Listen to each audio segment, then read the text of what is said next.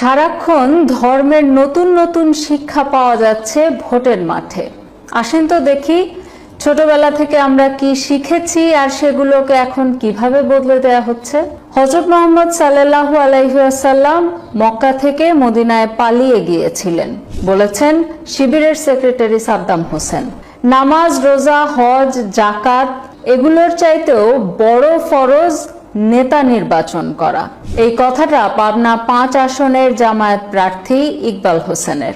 আল্লাহ সিদ্ধান্ত নিয়ে ফেলেছেন জামায়াতকে ক্ষমতা দেবেন, বলেছেন চট্টগ্রাম আসনের প্রার্থী শাহজাহান চৌধুরী।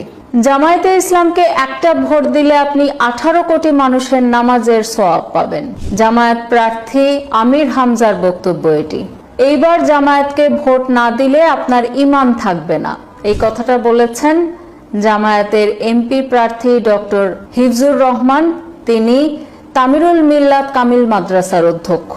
গত 10ই নভেম্বর 9 দিগন্ত পত্রিকায় একটা প্রতিবেদন ছাপা হয়েছে। সেখানে বলা হয়েছে গ্রামে নারীদেরকে নিয়ে যে তালিম অনুষ্ঠান জামায়াত করছে, সেখানে বলা হচ্ছে মৃত্যুর পর নাকি প্রথম প্রশ্ন করা হবে আপনি কোন মার্কায় ভোট দিয়েছেন।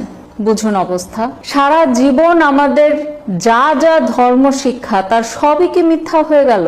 দেখা যাচ্ছে ইসলামের বেসিক যে শিক্ষাগুলো সেগুলোকেও জামায়াত নেতারা বদলে দিচ্ছেন। ক্ষমতার লোভে আল্লাহ রাসূলকেও যেখানে আপনারা ছাড়ছেন না, সেখানে এই নগণ্য মানুষের জন্য কি করবেন আপনারা?